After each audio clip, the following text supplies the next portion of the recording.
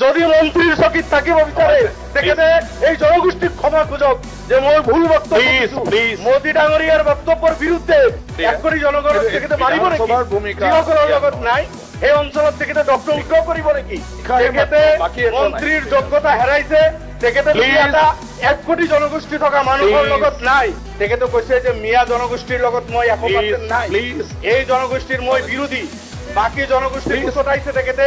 মাননীয় অধ্যক্ষ মহোদয় এজন মন্ত্ৰী সংবিধানৰ শপত খাইছে তেখেতে যে অসমৰ প্ৰত্যেকজন সেইটো তেখেতৰ যিমান স্পেচত কৈছে জনসংখ্যা আছে সকলোৰ প্ৰতি তেখেতে জাষ্টিস কৰিব কৈছে সমদৃষ্টিত চাব সদনত আৰু সেইজন মন্ত্ৰী মাননীয় অধ্যক্ষ মহোদয় মই নামে কৈছো মাননীয় অশোক সিংগাল ডাঙৰীয়া তেখেতে কৈছে যে মিয়া জনগোষ্ঠীৰ লগত মই 100% নাই এই জনগোষ্ঠীৰ মই বিৰোধী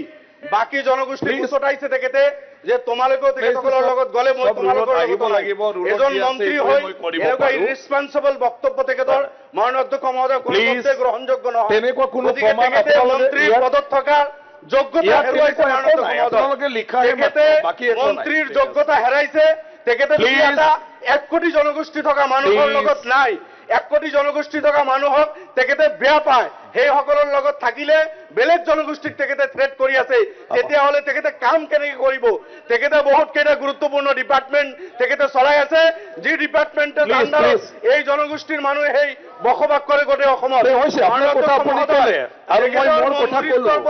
বৰখাস্ত কৰিব লাগে তেখেতে মন্ত্ৰীত্বৰ পৰা তেখেতক বৰখাস্ত কৰিব লাগে তেখেতে তেখেতৰ মন্ত্ৰীত্বৰ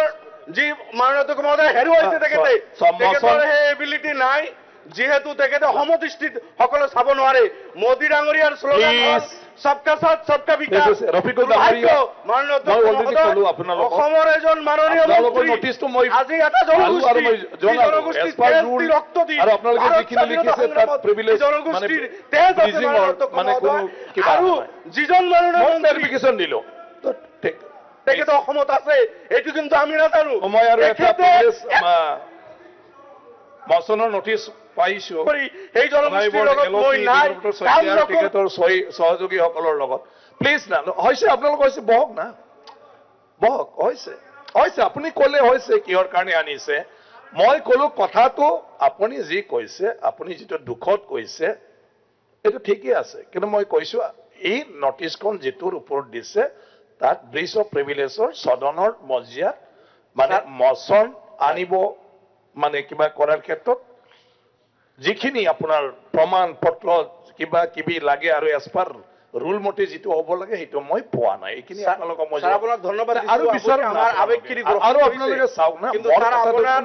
আপোনাৰ চেয়াৰৰ পৰা এটা আমি বিচাৰো যে এজন মন্ত্ৰী হৈ এনেকুৱা বাহিৰত দিব পাৰে মই একো কৰিব নোৱাৰো সদনৰ মজিয়াত হলে মন্ত্ৰী হৈ এজন এনেকুৱা বক্তব্য তেখেতে কি কাম সবে ভাষণ এনেকৈ দি থাকে কি কাম কৰিব 1 কোটি জনগণক তেখেতে মাৰিব নেকি যিসকলৰ লগত নাই সেই অঞ্চলত তেখেতে ডক্টৰ উদ্যোগ কৰিব নেকি আজি সেই অঞ্চলত ইয়াৰ কাৰণে ব্যৱস্থা আছে ব্যৱস্থা আপোনালোকে নকৰিব নেকি মাননীয় অধ্যক্ষ মহোদয় মই মুখ্যমন্ত্ৰীৰ দৃষ্টিগোচৰ কৰিছো তেখেতৰ এই বক্তব্য গৰিহণাযোগ্য বিধানসভাত গৰিহণাৰ প্ৰস্তাৱ লওক তেখেতে ক্ষমা খোজক যদি মন্ত্ৰীৰ চকীত থাকিব বিচাৰে তেখেতে এই জনগোষ্ঠীক ক্ষমা খোজক যে মই ভুল বক্তব্য দিছো মোদী ডাঙৰীয়াৰ বক্তব্যৰ বিৰুদ্ধে sir he has violated his oath তেওঁ সংবিধানৰ নামত শপত লৈছিল আৰু সংবিধানৰ শপত দায়িত্বত বহা ব্যক্তিজনে সংবিধানক অৱমাননা কৰিছে তেখেতে অসমীয়া জাতিৰ সাংবাদিক জনাব গৈছিল